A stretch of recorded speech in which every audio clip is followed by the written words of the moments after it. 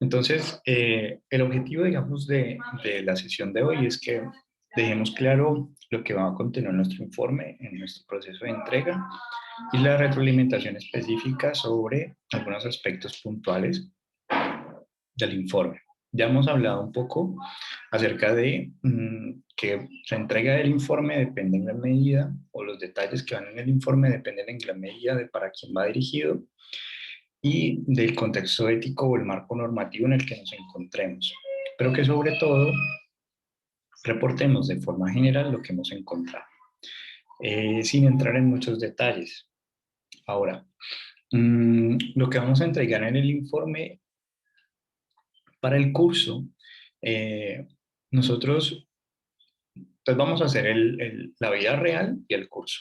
En la vida real, ustedes tienen un archivador donde almacenan todos los soportes de las pruebas que han aplicado, los resultados que tienen de esas pruebas, los dibujos que se han realizado, eh, los consentimientos informados, todo eso lo tienen ustedes bajo llave en la carpeta de su paciente, en la historia clínica de su paciente, ¿vale?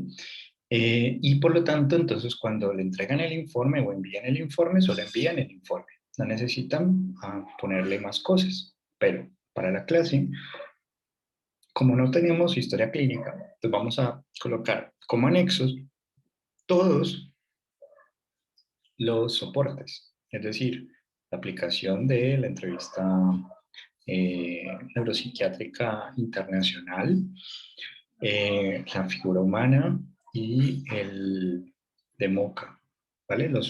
Como las evidencias de su aplicación y consentimiento informado eh, y principalmente eso, en esencia, ¿vale? ¿Los Entonces, dibujos también?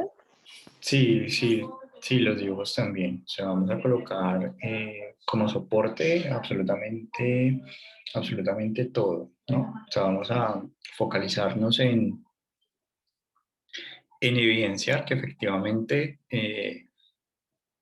crear una cultura, pues, de guardar, de almacenar como las evidencias nuestras, ¿no? Nuestro accionar, nuestra acción como psicólogos. Entonces, vamos a colocarlo como anexos, es decir, va a informe, se guarda como archivo Word, ¿vale? O sea, informe. Entonces, ese es el informe como tal y nada más que ese informe. Y como archivos adjuntos van a ir el consentimiento informado, va a ir los dibujos y todos los soportes que queramos agregarle de lo que hicimos, ¿vale? Entonces, tenemos el Word con el informe y tenemos como adjuntos los soportes. ¿Listo? Ahora, Profe, sí, Es decir, o sea, que la parte de anexos va en otro documento aparte del informe. sí. Listo, profe. Mi otra pregunta es, como el consentimiento informado fue virtual y fue como ellos lo registraron, no entiendo qué pondríamos ahí. Bueno, tienes ahí toda la razón. Entonces, pues básicamente tenemos las respuestas de nuestro consultante en el Drive, así que no, pues no es necesario. No es necesario poner soporte de consentimiento informado.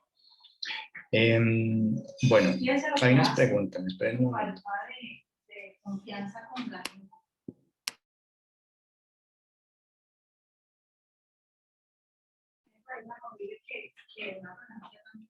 Entonces, mira, dice, vamos a ir con las preguntas que van haciendo en el chat para ir contestando cada una, ¿listo? Entonces, nos concentramos en nuestro informe como tal. Nuestro informe, ya tenemos una estructura de informe donde tenemos una historia clínica, es decir, una historia, un resumen de lo que ha sido, digamos, la vida de nuestro paciente, una aplicación de instrumentos donde indicamos objetivos y a partir de esos objetivos de aplicación ponemos nuestros resultados para que la persona los pueda interpretar de forma de resultados cuantitativos. Es decir, que el MOCA tiene una tabla de baremos y entonces cuánto sacó y que La figura humana pues no tiene una tabla de baremos, pero tiene, digamos, unos indicadores gráficos que encontramos presentes o ausentes y los podemos mencionar. Existe la posibilidad, que también es una alternativa, de presentar solamente los hallazgos positivos. Por ejemplo, de la entrevista neuropsiquiátrica internacional hay mucho más que 6 módulos, pero si mi paciente dio positivo en 6 módulos, pues yo voy a colocar los 6 módulos a los que fue positivo. Es decir, presentó riesgo de suicidio, presentó eh, depresión, presentó, ¿vale? Los 6 que ya he presentado.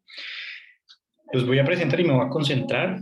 Y entonces ahí viene la pregunta que hace Nicole, si me tengo que enfocar en uno teniendo en cuenta la historia del paciente.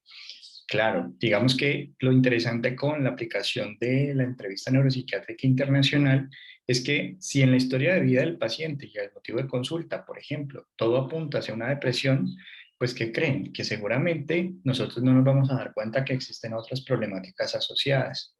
¿Eso qué significa? Que si bien la depresión es un problema, podemos nosotros darnos cuenta que no es la única problemática presente en el paciente y que por lo tanto focalizarnos en la depresión y negar todo lo demás va a tener un impacto negativo para la recuperación del paciente. Es decir, yo tengo que atender y tengo que, en función de, si bien lo primario será la depresión, ¿vale?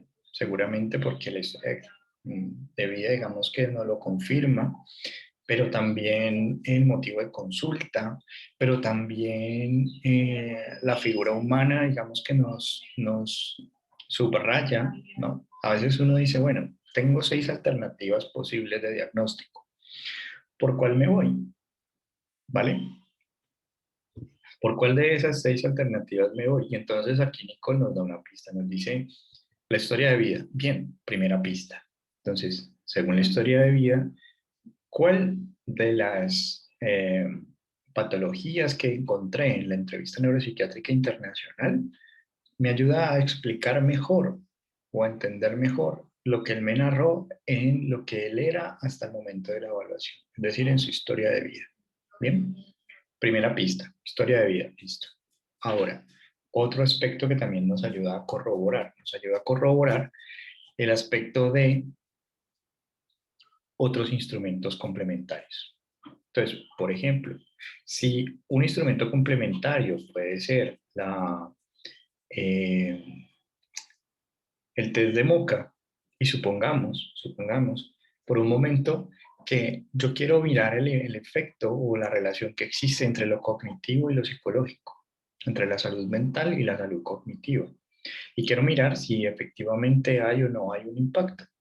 Entonces, cuando nos damos cuenta que, por ejemplo, no tenemos deterioro cognitivo, es un paciente normal o es un paciente que de 30 puntos obtuvo 30, como en el caso, hay uno de los casos que están en este momento acá, así, que de 30 puntos, 30 posibles, eh, nos está sugiriendo entonces que no hay, digamos, una relación, por decirlo así, es decir, que la patología como tal podría estar más relacionada con patologías obsesivo-compulsivas, es decir, tendencias a ser perfeccionista, ¿sí? A no equivocarme, a mantener un buen rendimiento, una alta exigencia, ¿vale? Entonces, si yo creía que era la depresión, quizás el rendimiento en el MOCA, perfecto, una historia académica, perfecta, nos ayude entonces a entender que quizás el asunto primario sea la obsesión, o sea, el pensamiento obsesivo.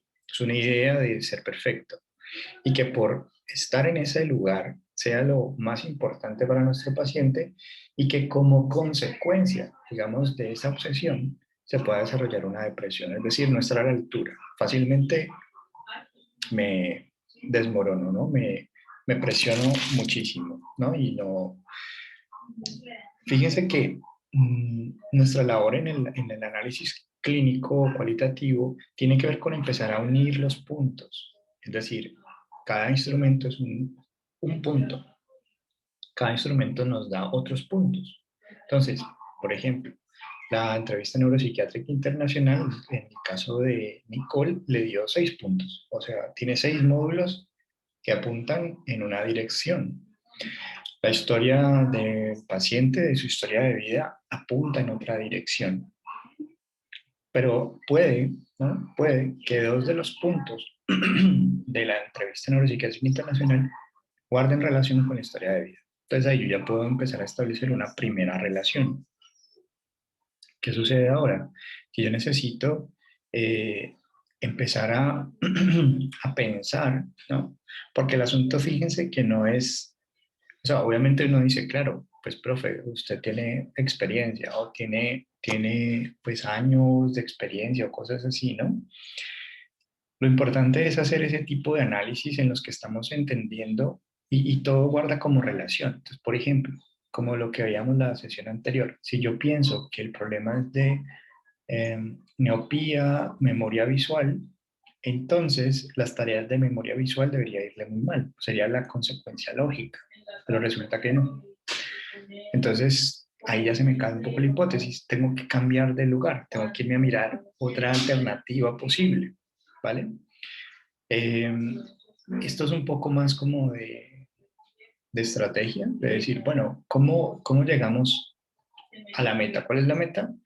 Aproximarnos lo mejor que podamos a una posible impresión diagnóstica que recoja el, el sujeto, ¿no? Que recoja lo singular que él está narrándonos y su resultado a la luz de los diferentes instrumentos aplicados. En ese sentido, mmm, principalmente nosotros vamos a encontrarnos con que la, la dificultad, es decir, cualquier persona puede aplicar instrumentos, o sea, cualquiera. O sea, ahí no hay, digamos, gran exigencia, pero no cualquiera tiene la capacidad de analizar esos instrumentos y ver qué significan y sobre todo verlos en relación con otros instrumentos y con la historia de vida del paciente. Entonces, ¿cuál es la sugerencia que yo les haría de forma muy respetuosa? Que cojan cada apartado por separado, es decir, la historia de vida del paciente, qué es lo que es para ustedes más importante de la historia de vida del paciente, qué les llama mucho la atención de la historia de vida de su paciente. Y eso que les llamó muchísimo la atención es lo que van a colocar en el resumen de historia de vida, ¿vale? Y con ese párrafo que elaboran de lo más significativo, lo que más les llamó la atención de la historia de su paciente, entonces ustedes primero van a elaborar una posible como diagnóstico, por decirlo así, del estado de salud mental del paciente como entrevista neuropsiquiátrica internacional. ¿Es un paciente sano o es un paciente enfermo? Vale, si tiene algún módulo positivo, pues es un paciente que está padeciendo de un trastorno. ¿Cuál? El que nos elaboramos en el módulo. Eh, Ahora, con esa entrevista neuropsiquiátrica internacional tenemos ese primer insumo. ¿Qué sería lo más sencillo? Que solo nos diera positivo para un módulo, ¿vale? Pero bendito sea que nos dio para muchos. ¿Eso qué significa? Que nos pone en la tarea entonces de analizar un poco qué de todos los elementos que están allí son los que nosotros vamos a poner en síntesis. Bien, entonces el primer módulo, por decirlo así, sería entender si de los 6 módulos, si nos dio 6 módulos, como en este caso, cuál es el que mejor se relaciona con la historia de vida del paciente. Entonces, ¿cuáles de las patologías que están explican su buen desempeño académico, por ejemplo? Entonces, el único que a mí se me ocurre, pues poniéndolo así, es el de obsesivo compulsivo, porque la depresión normalmente se asocia con un bajo rendimiento académico, es decir, con problemas de atención, con problemas de memoria, la depresión. Entonces, no, uno diría, pero si le fue bien, ¿vale? Es contradictorio que como que la principal causa sea la depresión, más bien es como una cebolla, la capa como externa es la depresión, o sea, es un paciente que se ve deprimido, pero en el fondo sus ideas son bastante obsesivas o bastante exigencia personal. ¿Y cómo corroboro yo esto? O sea, ¿cómo lo puedo verificar? Mover a la figura humana, es decir, a ver qué es lo que proyecta en sus dibujos. a ver si lo que encuentro es más un paciente obsesivo o neurótico, más ocupado del cuerpo y de sus crisis, o un paciente depresivo, ¿vale? Y entonces, si en la prueba proyectiva encuentro rasgos depresivos más que obsesivos o compulsivos, ok, pues entonces parece que todo apunta en una dirección, yo no me voy a poner a nadar contracorriente, ¿no? Es decir, todo debe ser muy coherente. O sea, yo puedo decir, por puro análisis, decir, por ejemplo, hay una relación entre buen desempeño académico con el obsesivo compulsivo y las personas que son así, pues se exigen y entonces por eso su buen desempeño. Pero la figura humana, ¿por qué no me lo muestra? Debería demostrármelo. Debería demostrármelo. Entonces, si no me lo muestra, ya empiezo uno como a dudar. Entonces, lo que nosotros tenemos que tratar de hacer es guardar esa coherencia entre los elementos. Es decir, que si ustedes me preguntan a mí, profe, o sea, ¿cómo nos va a calificar o cómo va a evaluar? Básicamente es que yo vaya leyendo y vaya encontrándole sentido a lo que ustedes están proponiendo, ¿vale? Si, por ejemplo,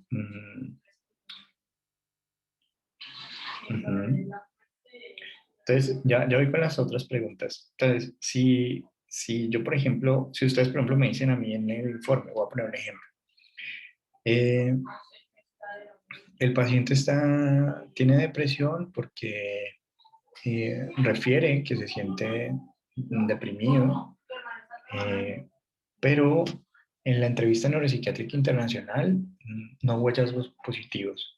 En la figura humana no hubo hallazgos positivos. Entonces uno diría, sí será que tiene depresión, o más bien es un paciente que está atravesando por una crisis por la que estamos atravesando todos ahora. Y se ve deprimido, dice que se siente triste, pero no significa que tenga depresión, más bien, pues está triste. Bien, de eso se trata, de eso se trata. Entonces, ¿qué otros aspectos también hay que considerar acá? Como mencionaba aquí la compañera, entonces, pues Nicole, yo me imagino que hay muchos otros que también están con que tienen varios módulos positivos. Pues la idea es que haya coherencia entre esos módulos, la historia de vida. Entonces, digamos que uno diría, ¿cuál de los dos módulos le voy a apuntar o cuál de los 6 módulos le voy a apuntar? No le puedo apuntar a todo. No puedo defenderlo todo, no puedo curarlo todo. Pero con qué sí me puedo comprometer y que esté en mi alcance dentro de las recomendaciones a hacer. ¿Vale? Entonces, si yo logro advertir que hay una relación entre el trastorno obsesivo compulsivo y la depresión, me encuentro un artículo que me lo sugiere, ¿no? Pues entonces yo ya sé dónde poner mi atención, o sea, dónde ubicar, digamos, mi intervención. No será sobre la depresión, será principalmente sobre las ideas obsesivas que tiene el paciente. ¿Bien? Y a partir de allí se construye, se deriva que la depresión empieza a cambiar, ¿no? Empieza como consecuencia del cambio. También el otro problema desaparece. Eh, hay una pregunta, hay una pregunta que dice, en el DSM-5 no aparece el riesgo de suicidio. Entonces, a ver, yo aquí necesito abrir, necesito abrir un, espérenme un momento. No, señor. Si tú supieras cómo era yo profesor, ya era como una boletia cuando vuelva a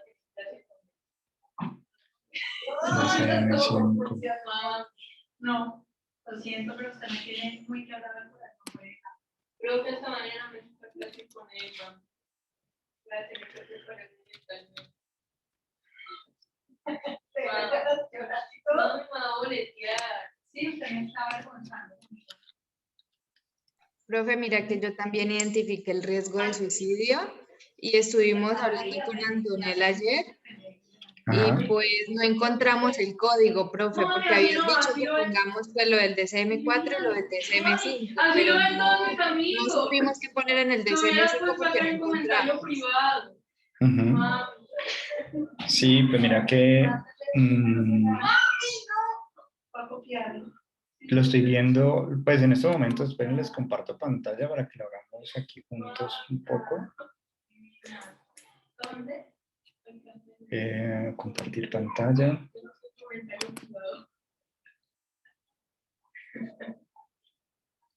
Entonces, mira, yo le estoy dando control F, aún buscando suicidio, lo que aparece en el DSM-5, en la versión, digamos, actualizada.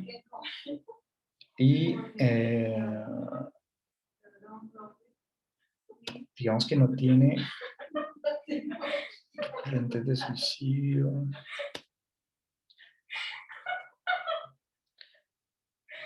Bueno, mira que, sí, como ustedes mencionan, no, no tuviera, pareciera que no tuviera un módulo aparte o una categoría aparte, sino que hace parte, digamos, de otros trastornos. Entonces, por ejemplo, dentro del bipolar y trastornos relacionados aparece que los altos grados de ansiedad se asocian a mayor riesgo de suicidio, que en los episodios maníacos o hipomaníacos con características mixtas se pueden presentar pensamientos de muerte recurrentes, que en el trastorno depresivo mayor también pueden presentarse pensamientos de muerte recurrente, y en los trastornos depresivos pues hay que especificar si eh, aparece pues algún riesgo de suicidio. Entonces, con estas pistas que tenemos aquí, y pues también el trastorno de personalidad límite. Con estas pistas que tenemos aquí, digamos, si de la exploración que hicimos la entrevista neuropsiquiátrica internacional, lo único que encontramos fue riesgo de suicidio, ¿vale? Vamos a utilizar la clasificación, entonces, CIE-10, pensaría que sería lo más como apropiado, porque en el DSM-5 ya aparece integrado dentro de otros trastornos. Es decir, es importante, pareciera, al menos como lo entiendo, ¿no?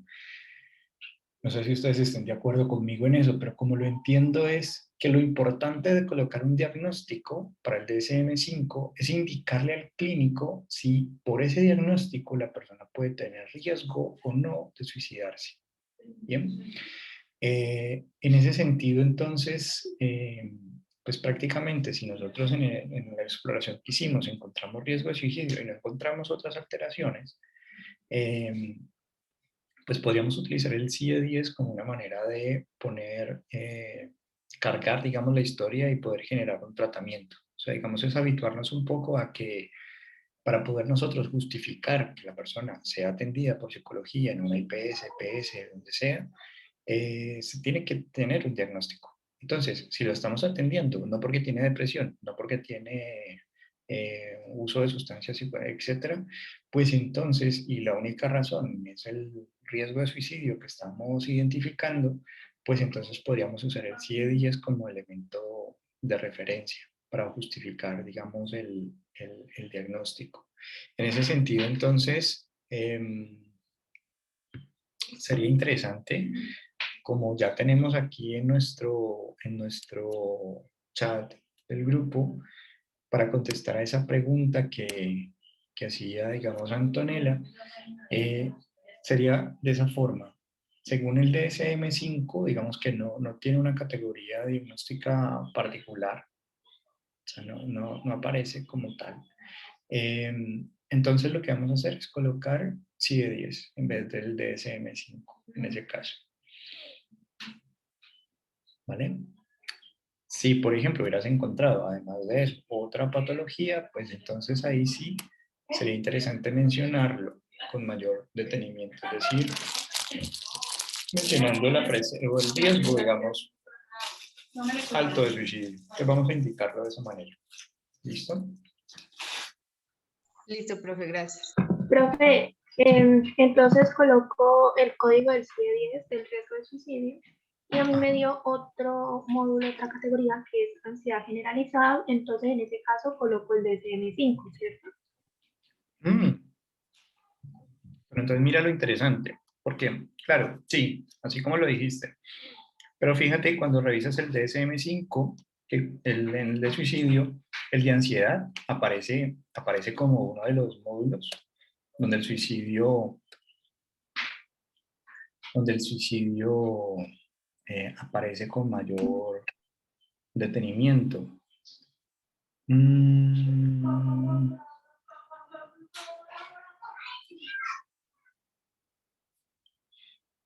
entonces habría que revisarlo. Episodio depresivo mayor.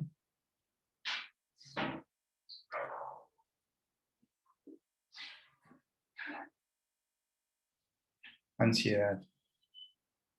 Porque este está en el ámbito de los trastornos bipolares y trastornos relacionados.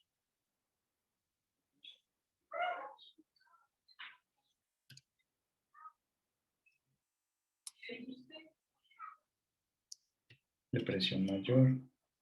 Depresivos, personalidad límite. Ansiedad. Trastornos de ansiedad. Pensé que tenía hipervinculación. Trastornos de ansiedad. Entonces sí, utilizarías el del DSM-5 sumado al del CIE-10. Porque es importante, digamos, de precisarlo. Sí, sí, total, total. Bueno, no sé, hay más preguntas que no sigo por aquí por el chat. Sí, Profe, profe. dime. En mi caso, a ver, hablando de riesgo de suicidio, pues hay dos puntos, que es durante el último mes y a lo largo de su vida. Durante el último mes me manifestó que no había nada, ¿no? Pero a lo largo de su vida, pues le hice la pregunta, que es, ¿alguna vez ha intentado suicidarse? Y como tal, la persona no ha intentado suicidarse, pero sí tuvo un episodio de autolesión no suicida. Eh, Cuando, digamos, generan cortes en zonas donde pues, la finalidad no tiene como el suicidio, pero sí se hace daño como tal. Entonces, pues no sé si, o sea, no supe si colocar es como que sí se ha intentado suicidar, porque pues yo he tenido charlas con psiquiatras y la autolesión no suicida, no, pues no es como suicidio como tal, pero igual sí le puse el punto. Ok. Entonces la inquietud es si lo marcas como riesgo de suicidio o no lo marcas como riesgo de suicidio. Pues sí, porque pues igual yo le otorgué el punto de si alguna vez se había intentado suicidar. Puse que sí, pero yo pienso que eso puede generar un juicio, Ujú. porque pues es un episodio de, más bien a ver, como de lesionarse, más poner que se intentó suicidar y es algo ya, pues yo creería éticamente más grave, ¿no? Ujú. Sí, sí, sí. O sea, digamos que y la pregunta que vos haces es importante porque mira, el paciente a la pregunta por suicidio nos dice que no, pero nosotros tenemos una información donde tenemos que evaluar en función de esa información si lo marcamos o no lo marcamos. Y eso digamos que es algo que nos puede pasar. O sea, yo puedo preguntar por abuso de sustancias psicoactivas, consumo de sustancias psicoactivas y pues no sé si ustedes han estado familiarizados con personas que consumen sustancias psicoactivas de una forma, digamos, habitual. Como su cuerpo, su rostro, sus uñas, sus dientes, los ojos, el color de la piel, el cabello, ese tipo de cosas, digamos, la persona puede decirme no, pero a lo que nosotros vemos, de pronto sea un sí, ¿vale? En este caso, digamos que la pregunta que tú haces es como en esa misma dirección. Y entonces para nosotros sí me parece importante como ¿cuál es, digamos que nuestro lugar? Es decir, tú estás evaluando a una persona para determinar un poco su estado de salud mental, ¿cierto? encuentras que hay unas lesiones que no son con la intención de suicidarse, es decir, que son pues el cutting, el típico cutting, que pues ahorita está tan de moda, ¿no? El mostrar, digamos, el hacerlo. Entonces, si lo ponemos en el ámbito del cutting, el cutting digamos que no entra como un parámetro de intención suicida, ¿bien? Pero sí pone a la persona dentro de un umbral de riesgo al suicidio. En ese sentido, o sea, el suicidio en últimas, si lo ponemos como en estos términos, es una autoagresión que en vez de dirigirla afuera, se dirige a sí mismo. Bien. Y si lo analizamos, pues el cutting pues es una lesión o una agresión que se dirige también a sí mismo, solo que una va con la intención de morir y otra va con la intención de hacerse daño. Por lo tanto, el umbral es muy fino, muy delimitado. Ahora, entonces, sabiendo esto, que creo que tú lo has estado pensando y no te ha dejado dormir en eso, pensándolo, y eso es creo que lo que se trata de este curso, ¿no? De decir, bueno, estamos evaluando qué pongo, ¿no? Si nosotros, nuestro lugar es un poco la detección temprana de riesgo, ¿no? Sin poner, digamos, un estado, digamos, de alarma, nosotros podríamos colocar un umbral de riesgo leve. Porque digamos que al indicar que es leve, significa que es una persona que necesitamos prestarle atención. O sea, no es una persona que está en 0 puntos, sino que es una persona que de alguna forma, en algún momento de su vida, eh, algo parecido a los puntajes que teníamos de cuando yo puedo haber intentado suicidarme en algún momento de mi vida, pero pasó hace mucho tiempo atrás. Ya por el hecho de haber pasado mucho tiempo atrás, yo ya no lo tengo en consideración. O sea, ya no es algo de lo cual me tenga que preocupar. O sea, yo me puedo resarcir, ¿no? En ese sentido, entonces, para contestar a tu pregunta, diríamos que yo lo marcaría como un riesgo de suicidio leve. Haría la salvedad, como tú mencionas, de que pues, fue una lesión que no tenía esa intencionalidad de suicidio, más sin embargo, no sé si en la figura humana, digamos, encontraste algún tipo de culpa, de rasgos gráficos en las cuales la persona se siente pues apenada, avergonzada, preocupada, ansiosa,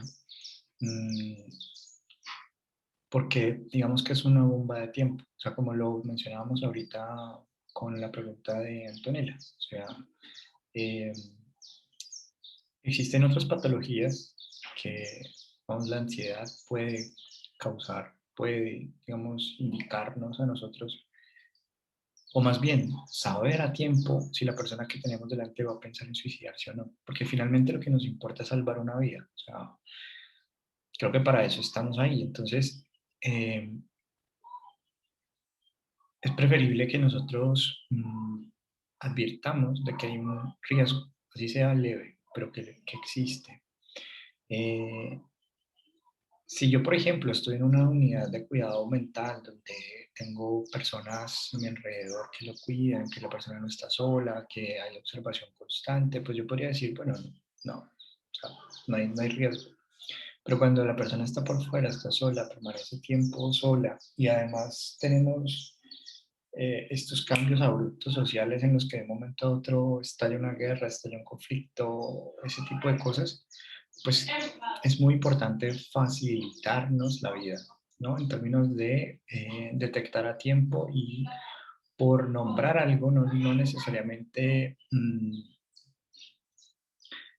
va, digamos, a terminar ocurriendo. Es preferible que nosotros podamos decirle a los padres, ¿no? Hay que prestar atención, nos llama la atención es preferible cómo está utilizando su tiempo libre, sugerimos que haya un proceso psicológico, una acompañanza que pueda como conversar un poco, eh, sin satanizar el asunto, ¿no? Sin volver lo que creo que es como el punto que tú quieres también prevenir, ¿no? Que no se vaya a formar una alarma innecesaria, porque finalmente pues él no quería suicidarse, simplemente se lesionó a sí mismo y ya, ¿no? Pero entonces en términos formativos, quizás en términos de asociaciones, o sea, pues la verdad no he leído sobre eso, o sea, lo que te digo aquí es un poco que me gustaría saberlo y poderte contestar con mayor evidencias al respecto, o sea, leer, por ejemplo, una asociación entre personas que se hacen cutting y el número de veces que esas personas que se hicieron cutting pasaron a suicidarse o intentar hacerlo. Desconozco la asociación entre ambas cosas, ¿sí? Es decir, si es un factor de riesgo o no.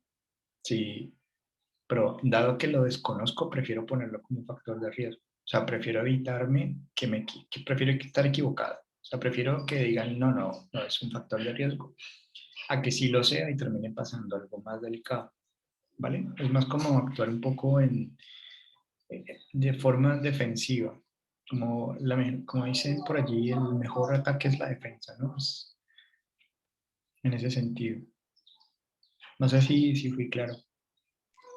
Sí, profe. De hecho, pues eso es lo que hice. O sea, yo puse Vale, vale. eh, que sí tenía un riesgo leve, pero lo que te estaba preguntando es, ¿le doy la salvedad del asunto? Porque es que colocar que tuvo pues un intento de suicidio sin ser pues, realmente un intento de suicidio, pues, o sea, lo que usted dijo es satanizar o hacer que en algunos casos se arme estos pasos de alerta sin ser necesario. O sea, yo voy a hacer la observación de que es como necesario estar pendientes, pero pues que tampoco se vaya a activar estos.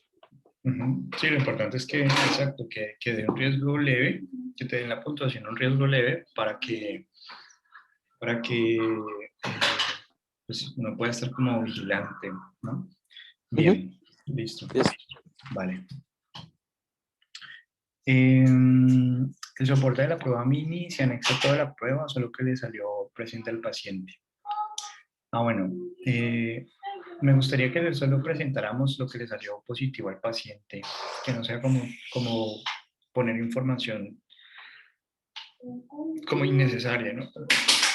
Esto fue lo que encontré. Ahora viene la siguiente pregunta. Si el paciente no registra ningún trastorno en la prueba mini y fue 30 de 30 en MoCA en su entrevista, recolección de datos y todo en general se encuentra casi totalmente estable emocionalmente, ¿cómo se pondría la impresión diagnóstica? ¿O se dejaría en blanco o se pondrían rasgos existentes si hay? Bueno, cuando nosotros encontramos un paciente sano, pues nosotros principalmente en la impresión diagnóstica colocaríamos lo que nos consta, es decir, que en la exploración de su estado de salud mental encontramos un paciente sano, en últimas. Pues podríamos ampliar pues mucho más eso, pero no existe. Y de ahí entonces fíjense también como el llamado que hace como el mismo lenguaje psiquiátrico, ¿no? El DSM-5 no tiene un código para la normalidad, o sea, no existe. Es decir, usted usa el DSM-5 para encontrar enfermedad, pero no lo usa para encontrar salud. Pero creo que también es importante que nosotros digamos, bueno, tenemos un DSM-5, lo exploramos un DSM-5 y pues encontramos salud, ¿no? No encontramos, digamos, alteraciones de salud mental en nuestro paciente, ¿vale?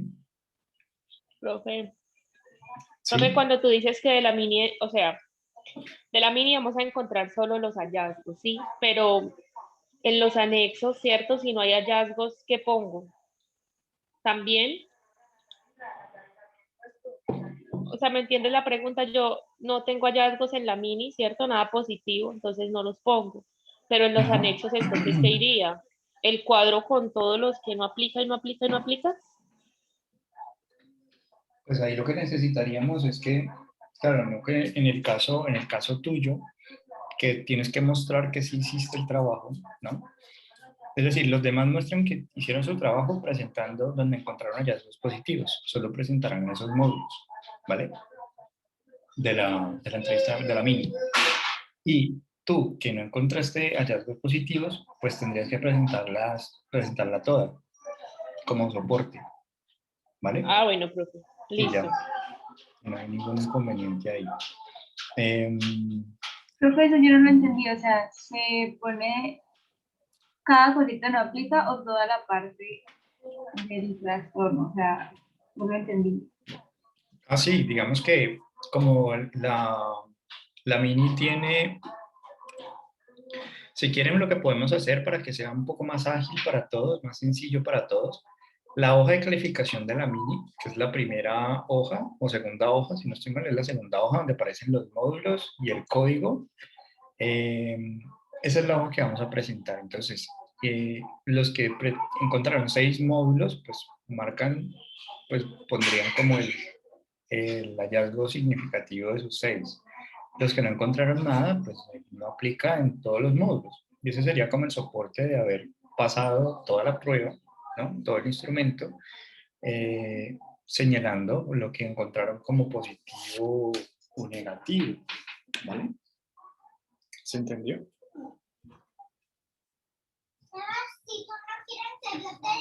Sí, profe.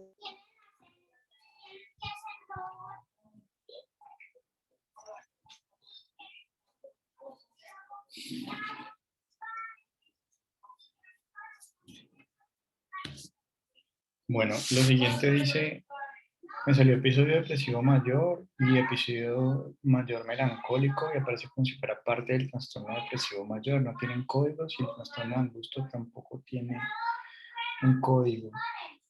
Bueno, en el DSM-5 vamos a buscar entonces cuál sería como la clasificación adecuada para lo que se encontró, ¿no? De hecho, los trastornos de angustia, digamos que estarían un tanto más relacionados con trastornos de ansiedad en general. Tendríamos que buscar cuál de los trastornos de ansiedad se asemeja al que describe el DSM-4 a través de la mini, porque recordemos que esa mini pues aprovecha, utiliza esa exploración a partir de los rasgos DSM-4. Entonces, sería buscar el DSM-5, lo que más se Profe, asemeja o se parece, ¿sí? en el DSM-5 el trastorno de angustia aparece como trastorno de pánico. Trastorno de pánico. Ah, bueno, perfecto, perfecto. Entonces, Sino que, profe, qué pena, yo tenía una dale, duda dale, porque, no, dale, dale. digamos, en el nombre y código del DSM-4 por lo menos aparece es como trastorno de angustia, pero aparecen dos tipos. Entonces, en el caso de que, o sea, de la prueba mini sería más como trastorno de angustia sin agorafobia, ¿cierto? Sí, sí, seguramente. Es decir, digamos que a nosotros, como estamos haciendo el paralelo entre el DSM-4 y el DSM-5, pues es una labor un poco casi que de mayor aprendizaje, o sea, desde mi punto de vista, porque ustedes dicen, bueno, yo conozco, evalué según los criterios de SM4, ahorita vamos a mirar cómo se asemeja, digamos, a la descripción de SM5. Entonces, si consideramos que no hay presencia, digamos, de un trastorno de ansiedad como el de la agarofobia,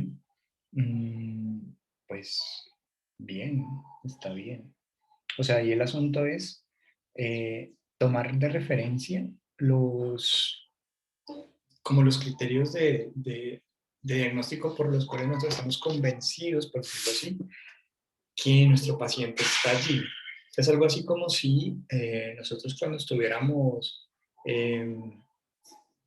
redactando el análisis clínico, nosotros estuviéramos de una vez diciendo, por este hallazgo que acabo de mencionar, o sea, este hallazgo en la figura humana o este hallazgo en la entrevista neuropsiquiátrica o este hallazgo en el MOCA, considero que el paciente está presentando un trastorno de pánico, por ejemplo, ya en el DSM-5. Es decir, que yo voy desde el mismo momento en el que empiezo a conectar puntos, explicitándolos. ¿Por qué? Porque si el informe se lo saltan, se salta el párrafo donde usted escribió sobre el de pánico, pues entonces importante que uno reitere la idea por diferentes párrafos donde va haciendo conexiones o donde va diciendo o invitando a revisar algunos apartados del texto. Por ejemplo, el apartado de trastorno de pánico, ver, y entonces pongo el subtítulo o el apartado donde tengo que ir, ver página o ver apartado de entrevista neuropsiquiátrica internacional, segundo párrafo, como para que la persona pueda decir, bueno, donde me vaya centrando, leyendo, se me facilite y no pierda, digamos, el hilo como conductor. Entonces, en ese sentido, ¿utilizarías entonces en el DSM-5 para el de angustia, el descriptor, el código de pánico? ¿O cuál?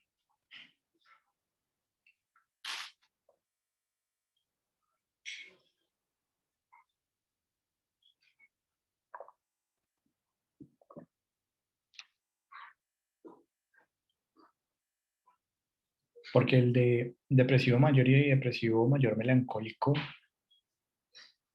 digamos que nosotros aquí, trastornos depresivos. Entonces, esto para uno como, yo creo que de los aspectos como más como interesantes que tiene nuestra profesión, pues es el hecho de que nosotros no lo estamos mirando desde una perspectiva tan biológica, sino que estamos tratando de mirar desde una perspectiva un poco más humana, es decir, de la historia del paciente, de cómo llegó a convertirse o a terminar teniendo o desarrollando este trastorno. Sí, porque finalmente la figura humana nos ayuda a dar pistas de las causas, de por qué creemos una mala relación con la madre, dificultades en los límites, en el reconocimiento de su cuerpo, etc. Entonces, es interesante que nosotros podamos ir combinando nuestras interpretaciones sobre nuestros casos a partir de decir, bueno, conozco también cómo, quién es mi paciente a través de los ojos de cada instrumento que eh, puedo entonces empezar a unir puntos, a establecer relaciones y sobre todo establecer relaciones que tienen sentido, que son coherentes. ¿Mm? En, en el anexo del texto proyectivo se pone el dibujo del paciente o cuál evidencia. Sí, colocamos los dibujos del paciente. En la figura humana no me quedó claro los rasgos de contacto. ¿Podrías explicarlo nuevamente? Vale. Los rasgos de contacto como tal, vamos a abrir el de la figura humana.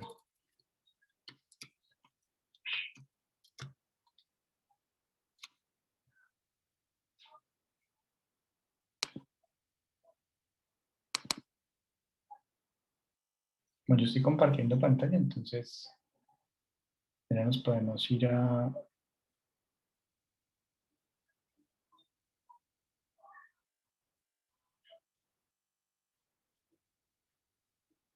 página 33.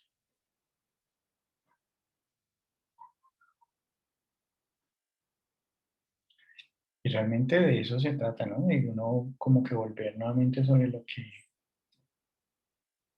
ha ido entendiendo.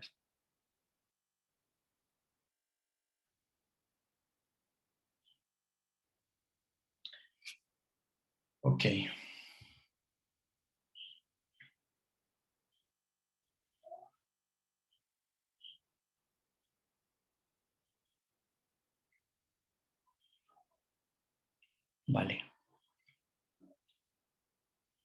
Entonces,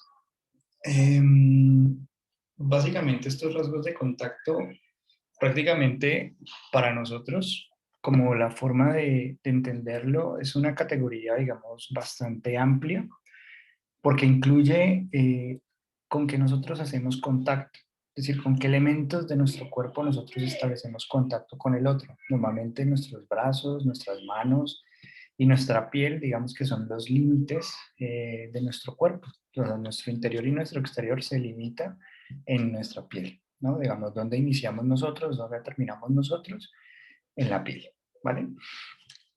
Pero principalmente entonces lo que nos dicen en este punto es que a medida que nosotros crecemos, a medida que tenemos, digamos,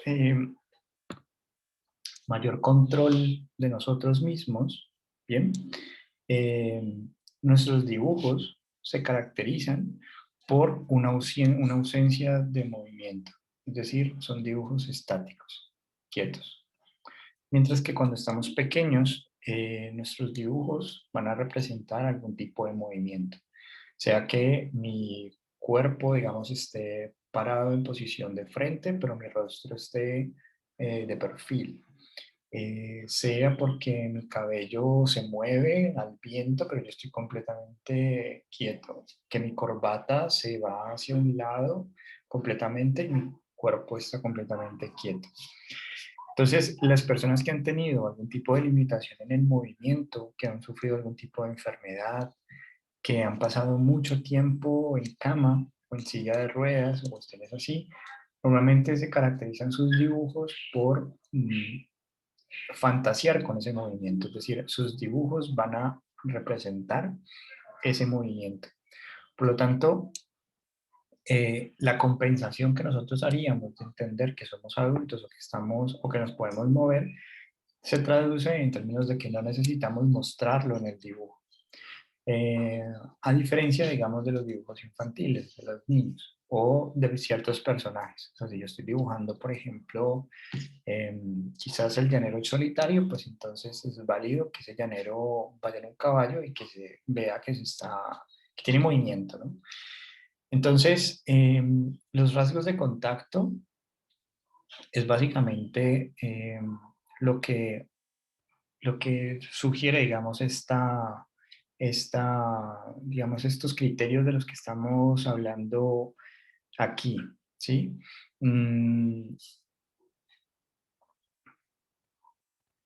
Entonces, los dibujos que tienen un débil contacto con el exterior o que prácticamente son un poco narcisos o centrados, digamos, en sí mismos, que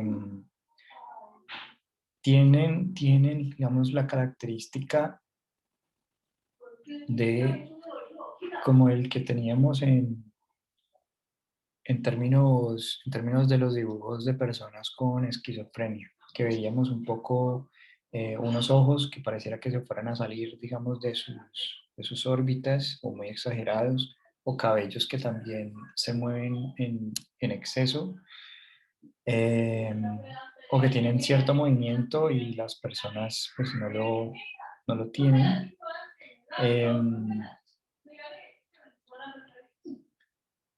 Entonces, los rasgos de contacto que componen, digamos, esa,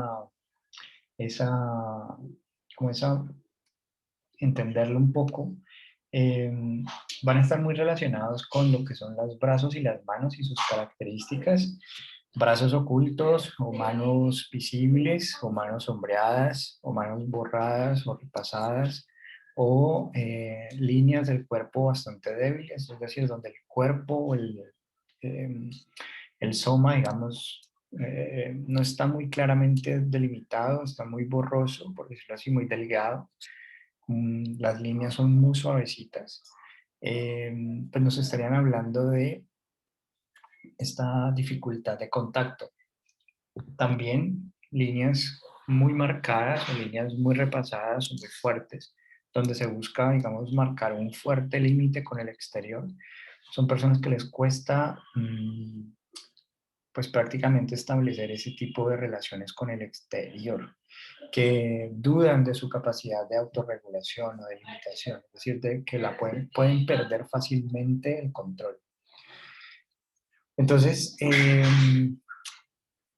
principalmente los rasgos de contacto como tal, pues estarían centrados en términos de las líneas que hay sobre la piel, es decir, cómo se dibuja esa piel, si esa piel tiene unas líneas gruesas o muy delgadas, sería un problema, sería denotado como problemas de contacto, ausencia de límite o exageración del límite porque se desconfía de la calidad del límite para regularse a sí mismo. O también lo que son brazos y manos, digamos que si son completamente manos ocultas o manos sombreadas, normalmente las manos están asociadas con la producción, es decir, la productividad, y sobre todo, pues con las manos hacemos absolutamente todo, es decir, es como nosotros contactamos con el otro. Y en ese sentido, pues aparecen aspectos como el robo, aparecen aspectos como la masturbación, como elementos de las manos. Pero entonces, en esencia, estos rasgos de contacto, digamos que a nosotros nos importa un poco, o más bien lo que nos debería importar en los rasgos de contacto, si lo fuéramos a mirar, es ese dibujo que me dice, bien, ese dibujo que me dice respecto a cómo está esta persona contactando con el mundo. Entonces, ¿cómo me doy cuenta un poco de cómo lo está haciendo? Si el dibujo es de una persona adulta con movimiento, lo que me estaría sugiriendo es que hay una debilidad de contacto, una imposibilidad o una dificultad para relacionarme con los demás. O sea, se esperaría que los dibujos no tuvieran movimiento. Entonces, dibujos que reflejan movimiento en personas adultas, normalmente problemas de contacto. ¿De qué tipo los problemas de contacto estarían relacionados? Porque o tuvieron una infancia traumática, es decir, lo social, el otro, los demás, les representó conflictos o les representó problemas, o tienen deseos, ¿no? Deseos de hacer daño, deseos, o sea, tendencias violentas, impulsivas, que les cuesta sobrellevar, manejar. Entonces, las líneas de la piel, o sea, cómo está bordeado el cuerpo, delimitado el cuerpo, si está muy delimitado, muy marcado, esos trazos nos estarían confirmando la hipótesis de una intranquilidad sobre los límites. Es decir, es una persona que duda de qué tanto él se puede regular, o sea, qué tanto él puede, si tiene ganas de matar, no matar. Si tiene ganas de, no sé, violar, pues no hacerlo. O sea, estos impulsos de regulación y control, duda un poco de que los pueda llevar a cabo. O sea, puede fácilmente perder el control. Cuando lo pierde completamente. Y pues en términos entonces de rasgos muy marcados o rasgos muy débiles, sería una persona que se pierde en los límites o se pierde, digamos, en los demás. Es muy complaciente, es una persona que digamos, si está contigo y tú te gusta la salsa, pues escucha salsa, pero si luego cambia de pareja y está con una metalera, pues escucha metal y así. Cuando no hay unos límites muy claros en el dibujo, ¿sí? Unas líneas muy suavecitas. Entonces esperaríamos dibujos estáticos en personas adultas, que su dibujo no muestre movimiento, ¿bien? O que que corresponda con la perspectiva, es decir, que si estoy de frente, pues todo está de frente, si estoy de perfil, todo está de perfil, pero entonces si está de perfil, está ocultando una mano, está ocultando un brazo, y nos volveríamos un poco a este principio de los rasgos de contacto, donde dudaríamos, o sea, esta persona dudaría un poco de los demás, o sea, de el otro le representa, digamos, una amenaza, ¿no? Entonces hay algo que no quiere revelar del todo, algo que quiere ocultar, que quiere pues evitar que se conozca. Y pues en términos de las manos, manos en los bolsillos, es digamos un indicador bastante grave de personas que tienen digamos culpa con lo que hacen con sus manos, y lo que hacen con sus manos puede estar relacionado a masturbación, puede estar relacionado con el robo, robar cosas, sombrear sus manos, ocultar las manos, omitir las manos, pues digamos que sugiere lo mismo, pero no con el mismo peso. Otro de los rasgos de contacto que también, digamos, son importantes es los pies. Digamos que los pies y las piernas, pero principalmente los pies, porque los pies principalmente son el grado de confianza que tengo yo sobre mi caminar, ¿no? Sobre mi camino. Entonces, por lo tanto, los pies pequeños o omisión de pies o pies como si fueran un pene o un falo, cuestiones así como más genitales, pues también nos está indicando esta misma hipótesis de duda respecto al otro, ¿sí? Y sobre todo a confiar en sí mismo, o sea, la autoconfianza, ¿vale?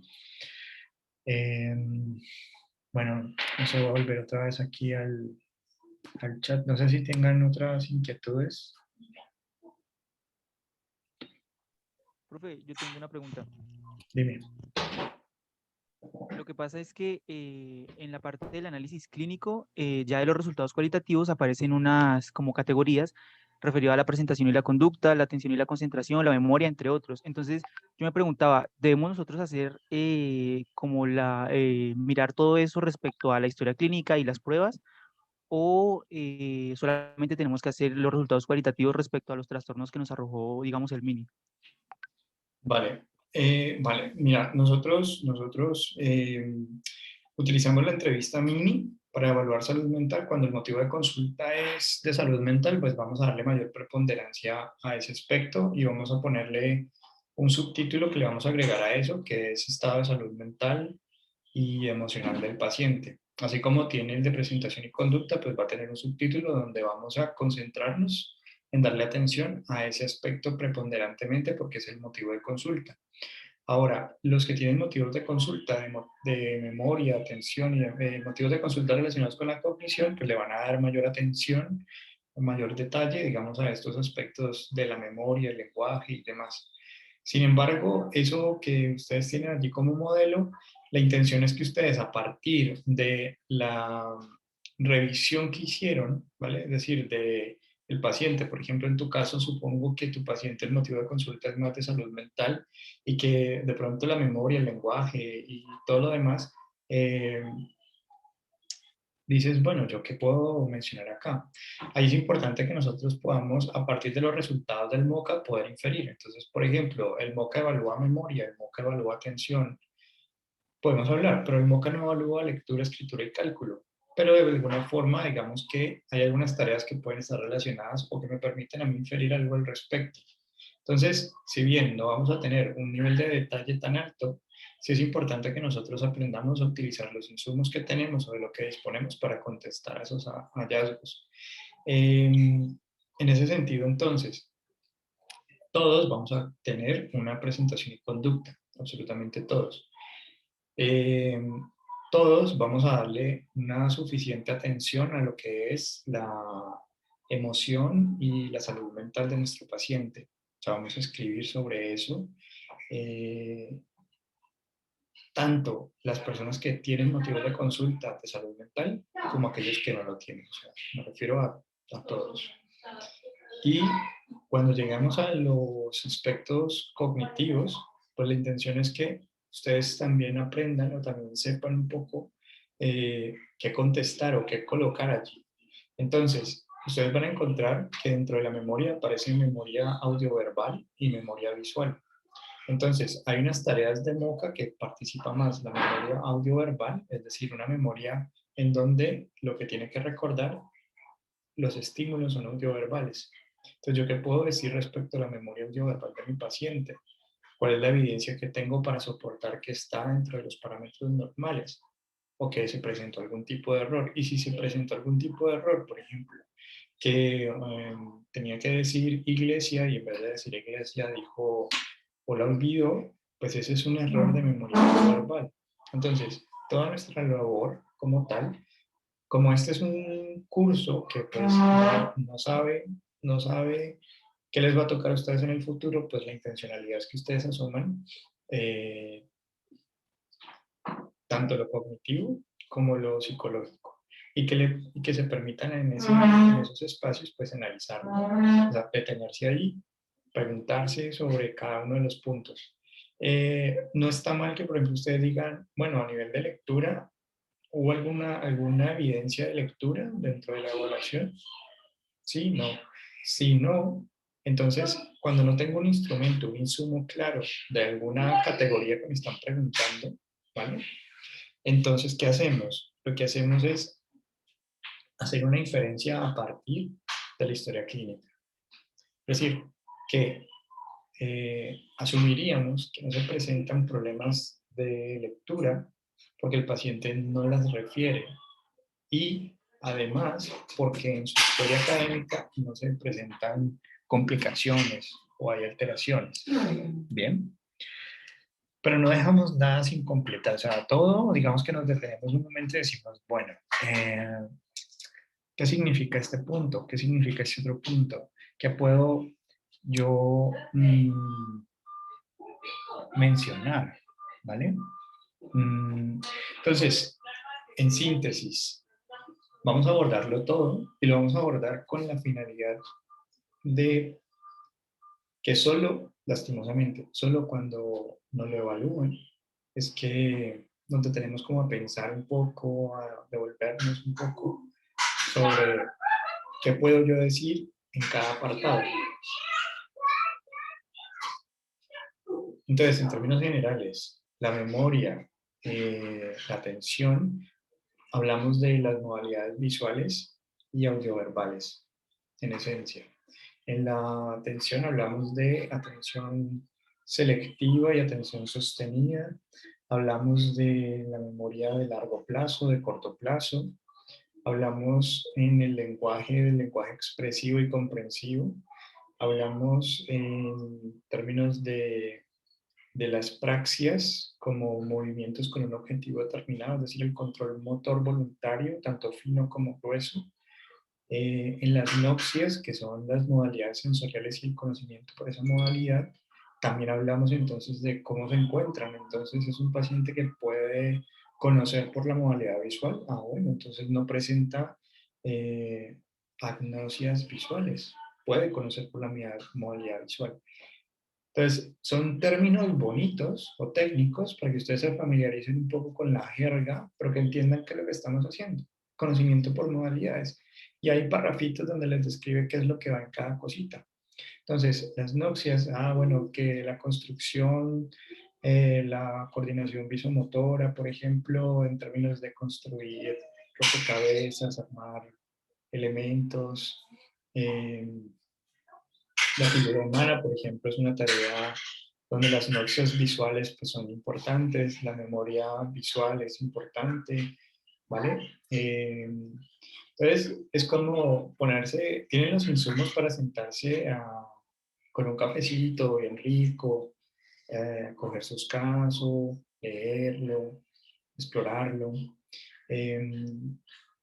Entonces, términos raros que encuentran ahí, praxias, noxias, que ya las hablamos, funciones ejecutivas, que es básicamente la regulación, el monitoreo y control de la actividad. Lenguaje está separado también por lectura, escritura y cálculo. Y lo que decimos, si no tenemos una tarea propiamente de ninguna de ellas, pues podemos a partir de la historia clínica hacer una inferencia de cómo se encuentra. ¿Vale? Y lo aclaramos de que según la historia clínica, el paciente no refiere, vamos, a alteraciones de lectura o de escritura o de cálculo, ¿no? Bueno, y pues en presentación y conducta es principalmente qué tanto podemos nosotros decir de nuestro paciente sobre qué tanto colaboró con nosotros, si llegó puntual o no, si tuvo que repetírsele varias veces las instrucciones, etcétera. Es como hacernos una imagen rápida de quién es nuestro paciente durante el proceso de evaluación. Bueno, entonces ahí tenemos un antes, un durante, y el después, que en últimas se convierte un poco en lo que son las recomendaciones y conclusiones. ¿Qué podemos esperar con lo que acabamos de encontrar? ¿Qué sugerencias hacemos para evitar, para prevenir, para mejorar la situación? ¿Con quién tenemos que hablar? ¿A quién tenemos que dirigirlo? Y pues la justificación teórica, que en últimas termina siendo nuestro soporte, ¿no? Como hombres de gigantes, como que nos apoyamos en ellos para soportar también lo que estamos pensando. ¿Vale? ¿Qué dudas tienen? ¿Otras? Profe, en la referencia, como nosotros pues utilizamos este test de la figura humana, ¿qué iría en la referencia? ¿También lo de las pruebas? Sí, también lo de las pruebas. Exacto. Porque digamos que tú pones en los instrumentos, mencionas el nombre del instrumento y pones los autores. Entonces, eso va a ir en las referencias al final. Entonces, pues sí, cada una de ellas, los instrumentos que tomaron como de referencia, más los autores que hayan tomado de referencia también para soportar las conclusiones. Entonces, si yo, por ejemplo, es muy importante, algo que pues, yo me fijo mucho es cuando ustedes hacen recomendaciones, tratar de ser muy específicos. Es decir, recomendación, ir a psicología. Eso es súper general, eso lo podría haber hecho cualquiera, sin necesidad de haberlo evaluado. Es una recomendación demasiado general. ¿Ir a psicología para qué? ¿A qué le estás remandando? Ah, no, pues lo envío a psicología para que trabaje el conflicto con su madre. Ah, listo. Entonces se sugiere más una psicología individual o una de pareja o familiar. ¿Vale? Es muy importante que seamos muy específicos en las recomendaciones. Idealmente que esas recomendaciones, así como somos específicos porque conocemos nuestro caso. O sea, sabemos realmente cuál es la causa que está generando todo esto. Y como la conocemos, pues la vamos a atacar. O sea, vamos a decir, esta causa está relacionada con un problema familiar, hay que atenderlo. Esta causa está relacionada con, porque quiero también que noten o hacer un poco más explícito que el problema como tal es un efecto. Es decir, el motivo de consulta es un efecto. La depresión en la categoría diagnóstica que ya hemos colocado es un efecto. Es lo que vemos del problema. Es el problema, ¿no? Pero nos interesan las causas. Y las causas las vamos a encontrar en esa exploración que estamos haciendo del estado de salud mental, en la relación familiar, en su historia de vida, en las proyecciones que encontramos en la figura humana, o sea, a través de los instrumentos, o de pronto un problema de memoria, puede ser una causa, o un problema de lenguaje, o es decir, que todo lo explorado realmente son causas. Estado de salud mental y emocional es una causa. Las historias de vida del paciente es otra causa. Antecedentes en los familiares y demás, ¿sí? Profe, mira, yo la verdad tuve la posibilidad de con mi paciente tenerlo de frente, ¿cierto? Entonces en el momento cuando él hace el dibujo y eso, pues yo le noté cómo toma el lápiz, ¿eso lo puedo tener en cuenta para el análisis o no es importante? Sí, claro, claro que sí. De hecho, decíamos que la pinza, el agarre en pinza, digamos que la forma de tomar el lápiz, pues nos indica. Esperen un momentico, voy a encender la cámara para mostrarles así un poco Mientras vas rápido. encendiendo, profe, lo otro es que también la persona ve, pues si es mayor, ¿cierto? El dibujo es diferente, entonces también yo me puse a ver que en realidad el dibujo puede ser que no me denote ninguna patología o algo, puede ser por su edad, ¿cierto? Que ya las representaciones son diferentes, es lo que pensé. Mm, ¿O no? ¿O eso nunca tiene nada que ver? Pues vení, vamos a ir contestando una por una. Entonces, primero lo del agarre. Entonces, nosotros cuando decimos agarre, agarre, diríamos, usar tres dedos es el agarre que es, considera un agarre maduro, de la forma que sea, como sea, pero tres dedos, ¿vale? Tres dedos. Si se utilizan cuatro dedos, ya se considera, digamos, un agarre intermedio. Un agarre de 5 dedos sigue siendo un agarre intermedio. El agarre inmaduro es un agarre sería como una garra, por decirlo así. Entonces, el agarre que es en garra sería un agarre completamente inmaduro. Pero para simplificar las cosas, tres dedos, maduro, más dedos, inmaduro. Eh, o intermedio, que en últimas pues no es un buen indicador. Ahora, ¿qué recomendación nosotros hacemos al respecto de esto? Que podemos evaluar, digamos, eso se llama signos neurológicos blandos, que los signos neurológicos blandos nos ayudan a reportarnos o indicarnos si hay madurez del sistema nervioso central. Si la hay, por ejemplo, un indicador es el agarre, pero necesitamos tres o más indicadores. ¿Qué otros indicadores de signos neurológicos blandos podemos encontrar o que podemos notar? Miramos la pupila de nuestro paciente, cómo realiza, digamos, sigue, y si está leyendo y notamos que su pupila tiembla, que salta un ojo, que un ojo se va para un lado y luego llega, ese tipo de cosas es un segundo signo médico blando de debilidad. Ahora, la pregunta que haces, tu paciente, si no estoy mal, es una paciente adulta mayor, ¿cierto? Es no alta mayor, 60. Ok. Ok. Pues Eh, casi. sí, sí. Entonces, digamos que normalmente uno lo que haría con este tipo de pacientes puede que no estén desarrollando alteraciones de salud mental, ¿sí? Puede que tuviste la exploración y te das cuenta que no. Y con el DEMOCA, con la evaluación, normalmente el DEMOCA pues es un indicador, se utiliza mucho en geriátricos, o sea, en lugares donde existen muchos adultos mayores, para hacer un tamizaje temprano, es decir, saber si se está iniciando o no se está iniciando algún tipo de alteración. Puede ser un Alzheimer como tal, o sea, una pérdida de la memoria paulatina, progresiva. Entonces, de eso es de lo que nos estamos, digamos, notando. Es decir, si tú hiciste la exploración y te das cuenta que tiene una puntuación perfecta, pues significa que deberíamos de cuidar esa buena, o sea, las recomendaciones que haríamos estarían direccionadas a tratar de conservar ese buen funcionamiento cognitivo. Es decir, que podríamos hacer recomendaciones en términos de las actividades cognitivas en las que se está viendo involucrada. Si realiza alguna actividad cognitiva y si no la está haciendo, pues que la inicie.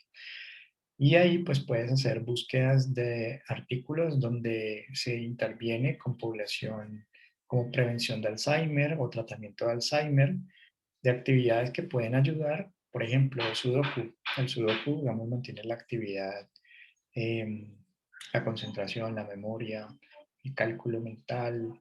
Entonces, sí, Profe, antes de que se corte, mira, si por decir la persona en el momento de hacer la historia es dificultoso porque o sea, les parece como que te digo infantil, yo pedirle que hiciera la historia de los dos personajes, ¿sí? Entonces eso también me dificulta un poco como hacer que él me contara una historia porque le parece ridículo, en el fondo, ¿no? Hay que, hay que podría ser. pues Ay, no, no, o sea, ya son dos muñecos ahí que se quieren y ya. Eso, por ejemplo. a nosotros nos puede pasar eso y pues la recomendación es empezar a hacer preguntas sobre, por ejemplo, cuál de las partes del muñeco te gusta más, cuál te gusta menos, cuál te pareció más difícil hacer, cuál menos difícil. O sea, tenemos otras alternativas, pero lo importante es como mantenernos en ese margen. Digamos que si tú tienes, por ejemplo, para una siguiente oportunidad, tienes una persona así, pues porque nos puede pasar, y tú no quieres entrar en líos con esa persona porque de pronto pues es conocida tuya y cosas así, y no le quieres como insistir demasiado en ese sentido, pues entonces preguntas a veas qué están haciendo, cuál es la edad, qué estado civil tienen hijos, viven con alguien, por cuál siente más afecto, ¿vale? ¿Tienen hermanos? ¿Qué clase de trabajo tienen? ¿Qué es lo que aspiran? ¿Cuál es el nivel escolar que tienen? ¿Te parece elegante? ¿Es bien parecido? Ese tipo de cosas, ¿vale? Entonces tú puedes tener esto de guía como preguntas que puedes hacer, eh, que finalmente pues si la persona no te quiere contar una historia sobre su dibujo, pues entonces tiene la alternativa de hacer este tipo de preguntas, ¿vale? ¿Y por qué? Es decir, ay, pero ¿por qué es necesario para poder hacer bien el instrumento, para poder que lo que yo recoja eh, lo pueda, lo pueda utilizar posteriormente, porque de lo contrario pues voy a tener una gran inquietud sobre si lo que estoy diciendo sobre ti es cierto o no, ¿vale? Bueno, chicos, en Sí, profe, cualquier gracias. momento nos saca. Así que, bueno, eh, cualquier inquietud por el grupo me la hacen, ¿listo? Y les mando este video apenas lo suba. Que estén muy bien. Creo que todo les Gracias, marche muy profe, hasta bien. luego.